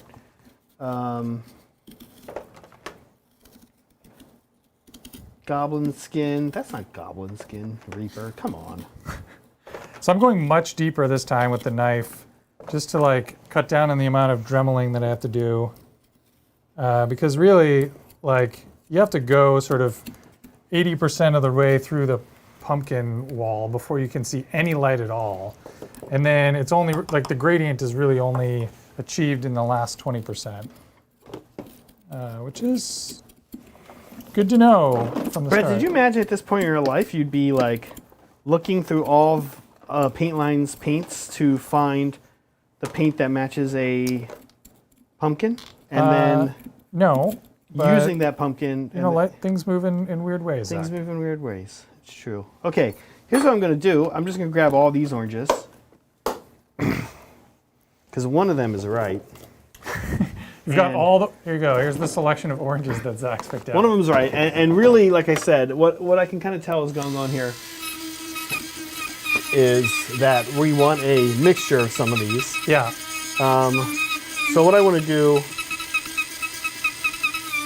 ooh, fire orange, there it is. Well, let's shake it to make sure that is the real color. Okay, it's a little lighter. Here is fireball orange. Ooh, I think that's it. Okay, okay. All right, we got it, Here we go. So here's what we're gonna do. We're gonna start with golden yellow, believe it or not. We're actually gonna put orange over top of yellow. I like that. Because I primed it black, which maybe was a mistake. No, it's good. But yeah, you know, Adrian is the king of painting orange around here, and he'll tell you that you actually want to paint it over a light color. Yeah, orange is pretty bad at covering. So believe it or not, I'm confident. Actually, I'm going to do lantern yellow first because it's a little darker. So I'm going to build up a little bit of yellow on our stick, and then I'm going to switch to orange. And frankly, a pumpkin is like this weird yellow. It's yeah. like orange over top of yellow. You can kind of see like yellow bits peeking through. Yep. It's like the flesh on the inside is yellow, and it's not until you get to the skin on the outside that it's actually orange. Okay, thank you, Michael Cody. The Nurgling is great. I'm on a Halloween timeout since I made my daughter's costume and adults kept backing away and calling out to God, just venting. Oh, wow. That's an impressive effort. Matthew Cody, what was her costume? I'm super curious what it was. Yeah, obviously you knew we were going to ask. Like, yeah, what'd you make? Or maybe he's not. Maybe he doesn't want to tell us. Maybe it's not safe Maybe for it's not safe for a for- family YouTube channel. Yeah. If that's the case, then don't worry about it. don't say it. We'll figure it out. Yeah. You can tell us. I don't know. Send us a DM. Yeah. unless you think we'll also be offended, in which case, you know what? Go ahead and do it anyway. Do it anyway. Yeah. We'll live.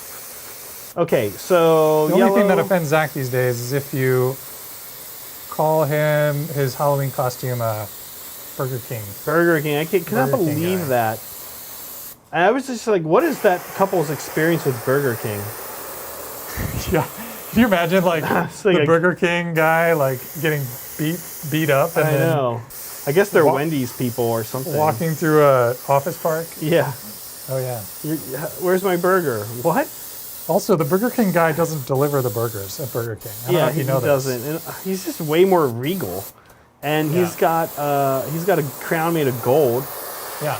Oh my god! I mean, I don't even know where to stop here. Michael Cody says the costume was a weird demon witch thing. It wasn't horrifying to me, but the facial makeup really messed with people. Yeah, I could see that. Good makeup. If you're going for a scary Halloween costume, it's all about the makeup. Yeah, also, can we just go back to the people confusing me for Burger King? Sure, Like, as much as you want to. Yeah, because I mean, like, look at my eyes. Look like I've been beat up, right? Like There we go. like Megan did my makeup and she did a really good job. I think like they weren't concerned or anything. I was like, Like you genuinely look like you were beat up. And they were just like, where's my burger? They weren't like, oh man, are you okay? Like, do you need help? Can I call someone for you? And also, I would just point out that it's not that close to Halloween. This is like our Halloween episode because Halloween is Sunday, but you know, it's a little like an office park. Like I'm expecting these other businesses around here to be dressed in costumes on Wednesdays. I don't know if that's true or not. If you guys have ever had a rat race job, you have to let me know. I've never had a real job, more or less, in an office. I consider a real job any job where you have an office. So I've never. Then you have a real job now, Zach. Yeah. So I don't know when people dress up for Halloween. Usually it's on the Friday before Halloween. The Friday before Halloween. Yeah. Okay. Whenever you would normally go out for Halloween, whatever the day before that is at your office, that's when you come in costume. I will say, around here, Halloween, Adrian is like this Halloween monster in a good way. So is your wife. So is Megan. I think Mel is too. There are some serious Halloween fans around here. We've been actually, partially because of Brett, we've been having requests for spooky Halloween music, and so we've been having to listen to like these Halloween playlists. I love Halloween music. And like Monday, Adrian came into the studio and was like, "Hey guys, I brought my Halloween music playlist," and I like jumped out of my seat. I was so excited. So now every time I did not really know it was a thing. I'm like, hey, Adrian, can you put your Halloween playlist on? Can we get that? Halloween music going? Yeah. Okay, so stick is yellow. Adrian, maybe you could share your Halloween playlist. I don't know if it's a Spotify thing, and you can just share it. Yeah, this is going to be good. Okay, so next we're going to start doing some oranges. Now, I think the orange that we really want. Let me grab that back panel, if I may. You can have a sample. Yeah, we're going to do a little color. Yeah, this is it. I mean, this almost. But here's the best way to check, right? Let's just see what happens when we shake this up. Right. And put a little bit of it on here. It's not coming out. If you're like, wow, that really matches, that's not quite what's happening. There it is. Yeah, that's going to be good. Look at that. That's great. Yeah. In fact, like when we do it, in fact, now the pumpkin even looks more like a pumpkin. I knocked that over and somehow none of it came out. This must be the orange that Adrian's been using, so there wasn't a full bottle. Wasn't that much of it? Yeah. Okay, cool. So we've got our pumpkin color. In case anyone at home need to know, Reaper series Sunrise Orange is pumpkin. Is the color of the standard your standard jack-o'-lantern, your standard carving pumpkin, at least in the U.S. Sweet. Okay.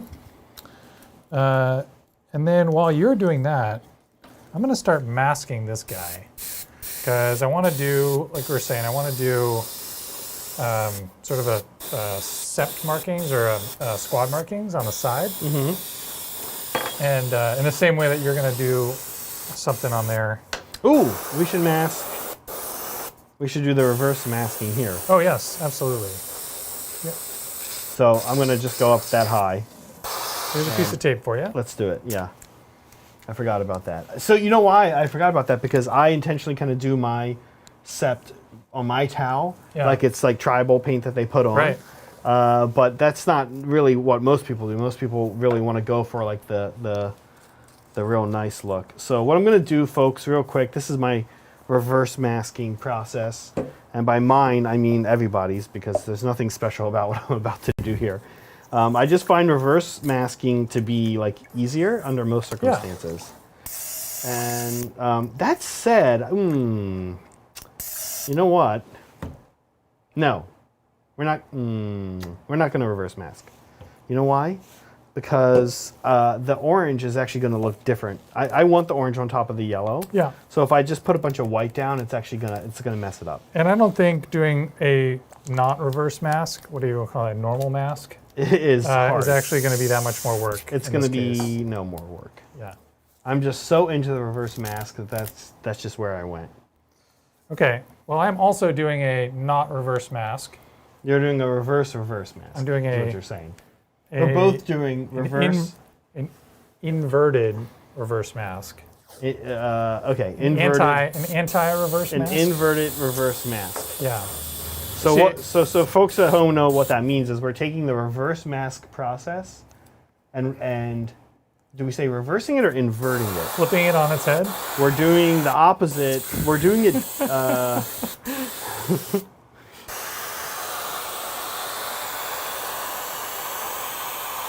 We did it. We did the joke. Yeah, you get it. It's a joke, guys. It's a joke. Here's my problem. I'm also now. Let me ask you this, Zach. Yeah, go Do ahead. I need to prime this pumpkin before I? No, I don't think so. In fact, here's what I will tell folks at home. Okay. We did prime a pumpkin yesterday, and I just didn't think it was necessary. I actually threw that pumpkin out. I think it was better without it being primed. You don't need to prime a pumpkin, guys. We found that out for you. And I think, listen, I'm going to say that we've done a few things on Hobby Titans that I'm proud of, but being able to tell our fans and the community at large that you do not need to prime a pumpkin, I think is like valuable. It's big. That's I think valuable information. It's kind of big. I think that that's something I think I like feel good about. Yeah, I think that's good. We can feel good about that. Here's something. Do you have like a bone color there, right? Yeah, I have Ushanti An bone. off-white. Is Ushanti bone good? Yeah, I'm thinking. I have both of these. Okay. Yeah, maybe I want something a little bit lighter than a Ushanti bone. Okay. More white. But not quite white. Not quite white. You know, I'm glad that you came to that conclusion because I was actually going to bring up that I had a concern that if we did straight, like normal white, we might kind of get like a Garfield look. Oh, yeah. Like Garfield the cat. Yeah, I don't want that. Yeah. No Garfield the cat look here. So there's a popular costume, but maybe I'll go through the stash. Okay, I think that your aerial here, the antenna is coming along. Almost a dead match. Nice. So I just need to wait. I am a little bit worried about how well the paint is sticking to the stick. Yeah, like it's sticking too well? No, like it's not sticking well enough. Oh. We'll see. But I bring that up because I think I just want to wait a little bit before I do the reverse masking process, so I don't pull a bunch of the orange off. Oh my gosh, I'm so excited for a towel pumpkin. You know, I would say we should leave these pumpkins at the studio, but like no one's gonna get to enjoy them. You know what I mean? If we just have them. Well, we might leave them for games, right? Yeah, I think if you guys tune in tomorrow over at our sister channel, Tabletop Titans, you will see there might be some pumpkins. Some pumpkins in the background. Yeah. During the game. Here we go, linen white. Oh, linen white. Yeah, I know what that is. I think that's what I want. Yeah, it's like yeah. It is you're exactly right. It's like a lighter Ushanti bone. It's like a off-white. It's like a, what's that color? Oh, I see. You need lots of coverage there. Yeah. Yeah. It's not covering very well. No, but it's okay though. I mean, it's orange, so we're gonna put a couple more layers. But I wanted to just make sure it's dry. Is it coming out? Not really. Do the old trick. The old trick is just opening the Reaper bottle up like a normal way. It's like not actually a dropper bottle anymore. Yeah. Yeah, I don't know. Like dropper bottles are cool and all until the spigot clogs, and then you're like, oh, I hate these dropper bottles. Now, I will say, if people notice, I did finally start adding these to some of our bottles of paint. Yeah. These are the little rubber caps that you can buy that somebody has made. I forget, Dr. something games. I forget, Dr. Hobby or something like that. That go over top of a Citadel bottle. Yeah. And I have started using those on particular colors. And it does have the problem that, you know, I knew that you pointed out right away. You were like, well, the problem is you're not going to be able to add extra paint back in. So I've had to be a little more careful. But I've put it on things like Null and Oil, ones that we use a lot of. Yeah, and that's the main value of the Citadel style bottles is it's very easy to pour extra paint from your airbrush back into the bottle. Yep. And so you lose that a little bit. Yeah. You add a dropper. You do. It's okay. I got baby food all over my hands. Nice. Oh yeah, that's good. I think that's so much better than like straight white. Yeah, okay. Okay, I'm gonna do one more heavy coat here. Okay. Big reveal. Yeah, masking. Here we go, set marking. Oh, look at that crisp lines. Nice. Love it. Okay. All right, so that's mark number 1. And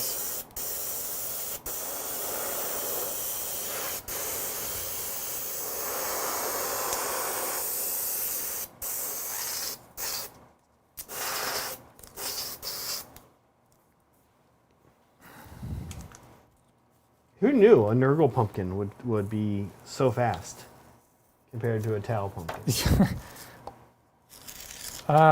yeah, I mean, I didn't know. I guess you could maybe predict it. You don't have to, there's no like lines you have to follow, right? There's no, It's kind of just a. and you already had kind of all the carving done. I did do the carving before stream.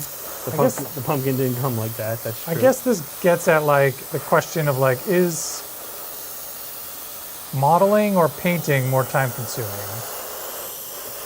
And I guess if you use an airbrush, we've just answered this here. Painting is way quicker, huh? Well, there's also like no edge highlighting. There's no cleanup on this thing. You You know. don't want to edge highlight. You could edge highlight your Nurgle pumpkin. Well, I did do a little bit of dry brushing. Right. And there is actually one thing that I didn't do that I might do, which is add a little bit of gloss to some of the white parts that aren't benefiting from the glossy blood. Yeah. I could do that. So there's a couple extra steps we could do, but right now we just got to focus on this the aerial, which is going to look amazing. I'm going through this bottle of sunrise orange though. It's okay. We just have to, next time Adrian needs it, there just won't be any. Yeah, not a big deal. No big deal. I'm curious what Adrian's go-to orange color is. If it's not, I think it's sunrise orange. but before he switched to or started using these Reaper paints, what was it? Well, Adrian, who is occasionally here with us on Hobby Titans, I won't really call him a guest. He's pretty much a full-blown part of Hobby Titans, but is going through a crisis currently, I will say. So everybody, please keep him in your thoughts. He's here in chat. He's decided that he's had it with Vallejo paints because he can't just like go to the store and buy Vallejo paints because no one really stocks them around here. So he's kind of in this unfortunate position of having, you're like, yes, you can order it online, of course. But the problem is that, we painters, we want to be able to just like go to the store real quick and get the paint sometimes, right? Like sometimes you just need it that day. I do not have that expectation. Okay, well. Like my expectation is that if I go to the store, it will not be there. Like I fully expect that. Right, but like, but that's you're right. That is a good expect and I'm never disappointed. Right. That is a good expectation. But I guess what I'm saying is, with the stuff him and I are doing, we need it to be there. Yeah. So we need to switch to a line of paints that will be there. So we've started. I've always used Citadel, which I can always count on being there. Although that's been a little spotty. They've been. Everything's a little spotty nowadays still because of just supply chain issues coming out of COVID. But, Citadel is usually pretty good. Yeah. I also really do like AK, which is what, Kat and I used a lot of last week. Right. We've been using a lot of that. Like we've talked about before, they all kind of work. They all work. It often ends up being a decision about, like you just said, like what does your local gaming store carry? Yeah. So that if you run out in a moment where you're like in the middle of a project and you want to get some extra, some spares, being able to just run to the store and pick some up is fine. Yep, exactly. And Adrian will order it, right? He'll have to, like, he'll just start ordering a bunch, just like I do with Minotaur colors, because I like them. I find them very useful for a lot of unique purposes. And nobody carries Minotaur. Very, very hard to find them. They're even hard. They can even be hard to find on Amazon. So you usually have to order directly from Badger. But it's worth it for me, right? So, okay. Well, we're waiting for this orange to dry on the aerial, and then we're gonna pass it to you, so you can leave that in your airbrush, I guess. Yep. Because we're gonna do a couple of stripes on it. Oh, you did the dot and everything. Very cool. How'd you cut the dot out, Brett? I missed that. I used a hobby knife and cut it just inside the width of one piece of tape. And then... Was that a free circle? Or did you that was a freehand circle, yeah. That's a good freehand circle. I will say that sometimes if you think you can freehand something on a pumpkin, you should do it. Because it's the easiest way to do it. Oh, but just not worry about it. Yeah, I mean, I freehanded the Nurgle face here. Yep. Looked at how his eyes look at how his mouth look, and just freehanded. Look at this reveal. Oh yeah. Then some nice crisp lines right there. Yeah. Cool. All right. What do you think? I think you have a hole for the aerial. Oh, I need to cut a hole for the aerial. Yeah, do that because the pumpkin, Yep. the wooden stick, I really put it on here thick so that we get that good coverage. Yep. But it really stand up for this part. It really needs to like dry. I'm a little worried it's too sticky. Okay. You want to put it in front of the fan there? Yeah, I have it You here. just want to stand up here like a wave it around. Yeah, that would work too. So my plan with this aerial is I'm just gonna basically cut a hole in like a slot in the side. If I stand up, head's above the camera. Yeah, you're tall. All right, I'm just gonna cut a slot in the top here, and just kind of stick it in the slot. Yeah. And just let it sit there. It's not gonna be Do you need attached, this? it's not Do you gonna need be this for glued. reference? How big it is? In a second, I will. Yeah. It's going to be back at like an angle.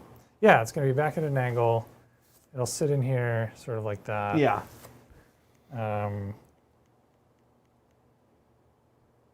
Cool. There you go. Can't get it on your lab coat. Yeah, Doc Brown doesn't have orange lab coat. That's not the way. It's not the way it works. What is the most sort of fun or interesting Halloween costume that you've ever had, Zach? Well, when Game of Thrones was big, Megan was the Mother of Dragons one year, and I made my costume was I made like a paper plate mask of a dragon. Yeah. But it was like a really, You had like a popsicle stick with like a paper plate I and you had held it up. I had so that it could actually stick to my head. Okay. And like, for whatever reason, Megan and I were talking about this yesterday, you were here, like, I can't remember this part of our life, but we were like, I was like low key into making paper plate masks, like for fun for like a few months. Cool. I had like a crow one, and then I made like a dragon one basically, with scales to look like one of the dragons. And I had a pair of dragon wings. Oh, that's awesome. Yeah, and then I wore like a black t-shirt. So it was kind of like it had a little bit of slacker costume vibes to it. But I'm sure Megan's costume made up for it, right? Her costume was her costume was okay. I can't remember if I don't think, that was before we decided that we'd be crazy people who make our own costumes from Be scratch. super into costuming. Yeah. Hey, question. Where does this aerial go? It's been a minute. It's a Pain in the Tower aerial, like kind of up there. Yeah, like kind of right in the middle. Right there, around here? Okay. And do like 2 stripes, I guess. 2 stripes, Sure. okay. Sure, why not? I did one year, I went as Dr. House, when Dr. House was like a thing that everyone was watching. House, the show House? From the show House. Okay. Yeah. And I had this like tweed jacket, and I had a cane, and I like practiced the limp for like a week. And he has this little like oversized tennis ball that he carries around. And so I got myself one of those. It was and I just limped around when I'd go like to Halloween parties. It was like a phase of my life when I was going to Halloween parties, and I'd just like limp around. Now, did you I had go the to limp Halloween really party good. like just Halloween parties that were just like on Halloween, or were there like other Halloween parties like not The weekend of Halloween, yeah. not like none like in July or like Correct. yeah, okay. Yeah, I guess I didn't know that that was a thing. Is that a thing? It's not a thing. okay. I was wondering if it was a thing based on the way you said that you were in a phase Oh. of your life where you're going. But to I would just go to Halloween parties. parties year round, yeah. Okay, No. Blue tape. Do you have it over there? I do. There you go. Oh, we need to do 2 stripes, which means I need to do 3. Oh, yeah, and I want them closer than the thickness of a piece of tape. So maybe cut a piece of tape like thinner What do you mean? Oh, like you want them closer together than that? than the width of a piece of tape. Okay. Yeah. So we will. I'm being picky, guys. It's okay.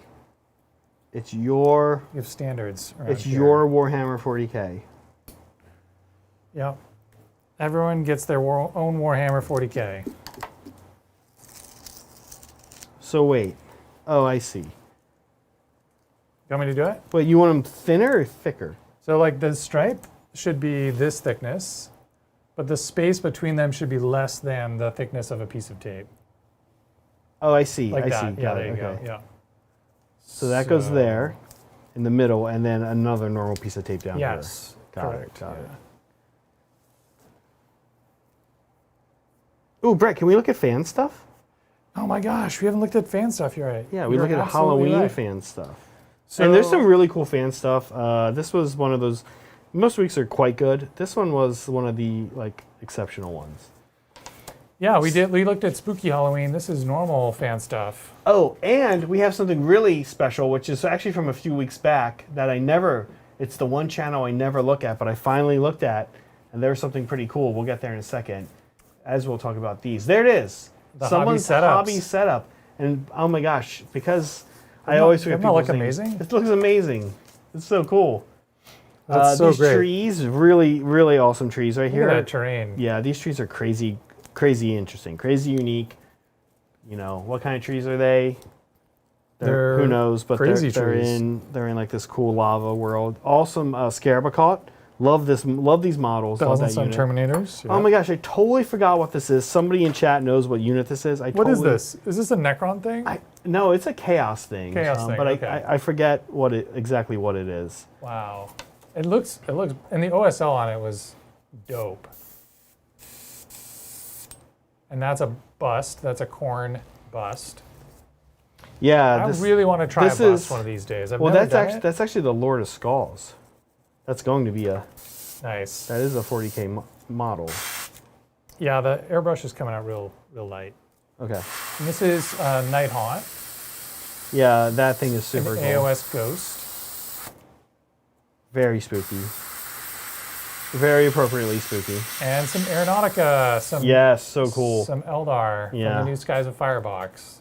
Yeah. This is great. Really Is this a Necron building, or is this? This is the Necron Seraphon. train? Oh, it's Seraphon. Got it. Yeah. Okay, so this is AOS train. Yeah. And here's your boy. A Yavara. Yeah, I like this paint job. The Yavara model like suffers a little bit, in my opinion, from the like classic guns for arms syndrome. Oh, I see. So like I converted mine to have like less guns for arms. but Yeah. Every time I see it, I think he looks a little bit goofy, but that paint job is amazing. And I also know you're not a big fan of the Ravarna, which I love. Who Yeah. only has Who guns who for can't arms. turn his head. Not only has guns for arms, but also can't turn his head. Yeah, but his head is like, He doesn't need to Face turn is- it because his- anyone he looks at just dies. yeah. Look at that OSL. Oh my Yeah, gosh. very nice That's so job. great. Really cool stuff this week. Yeah. Love the weird bonus of like taking a peek in the hobby setup channel and being like, why not? Yeah. And being like, whoa, look at this guy's space. It's Right. beautiful. And hobby setup is like, for me, it's always going to be not like how actually practical and useful is your hobby space, but did you put like a Right. A raven on the a wall? post. This is a Inceptor, Plasma Inceptor. The print, the 3D printed jetpack on that guy is amazing. Oh yeah, we see those. We see Yeah. those pop up on some models. Some Titan Watch have that, Yep. right? With the like Yeah. smoke and fire coming out. Really Yeah. cool. Not something I'm normally into. Like, Right. seems like something I'd be like, eh. Like, if you told me that your models had that, I'd be very skeptical. Right. Or that it would look good. Yeah, I'd be like, oh, okay, If you say so. if you say so. But I'm wrong on that. It always looks cool. I guess that's, like you said, lots of people have those now. It's becoming more common, yeah, especially now that you can, even if you don't have a 3D printer, you can just oftentimes just buy them from the people who, they sell them either as STLs that you can print yourself or as finished models that you can just purchase and glue on. Well, also, those models come with a really odd stand, They do. and people one of actually the- use those flaming things to hold up the model. To hold the model, yeah, Yeah. it's in lieu of the stand. Yeah. So you're replacing something really kind of goofy. The GW version of it's kind of goofy with Yeah. like a 3D printed version that is cool, but like light years ahead of what the GW. Well, one is. it's fulfilling It's a functional, right? it's a function that, yeah, unfortunately. Okay, the big reveal on the masking. Look at There we that. How'd it go. come out? Good. Looks good. So far, so good. I Nice. did have to keep pushing it down a little more than I thought I was. The tape? Yeah, but it looks like it was okay. Okay, sweet. Our, I do have to say, I now know I would never paint my towel orange and white. you don't like the look of it? Yeah, is it's just got some, like I said, it's got like these Garfield vibes. Yeah, I was sort of thinking that like the classic Tau ochre is like a sort of orange, but it's actually not. Like it's close to orange, but it's like different enough, right? Well, I like this for our pumpkin, but if Right. I was going to do another tower, I mean, which is an idea that on occasion I've considered, I would not do it Garfield orange. Got it. Okay. Garfield themed towel.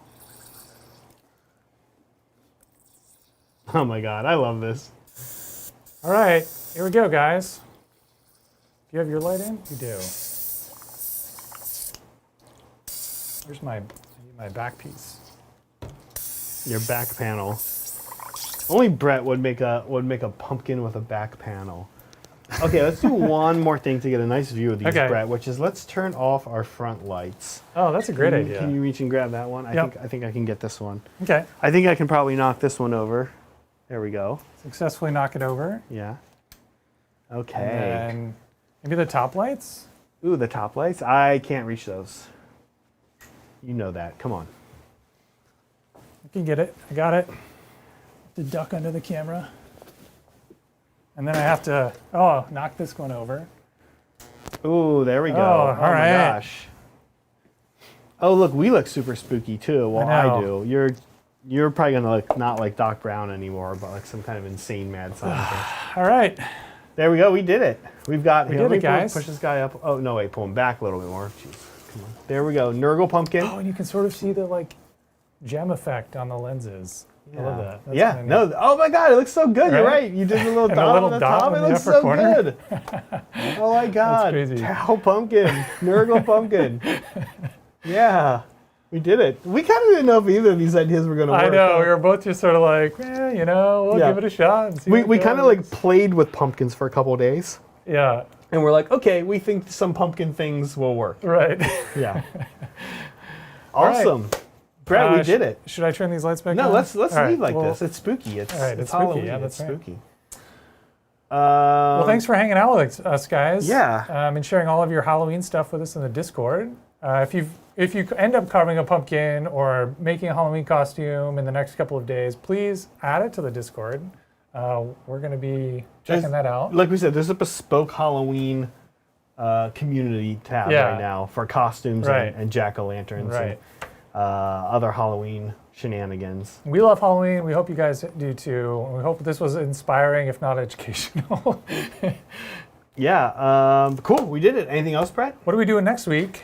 I don't know. We haven't figured that out yet. Okay. No. It'll be So, yeah. it'll be fun. It'll be fun. There's a few things we might do, but whatever it is, it's probably going to be it'll be more traditional, Yeah. like a model.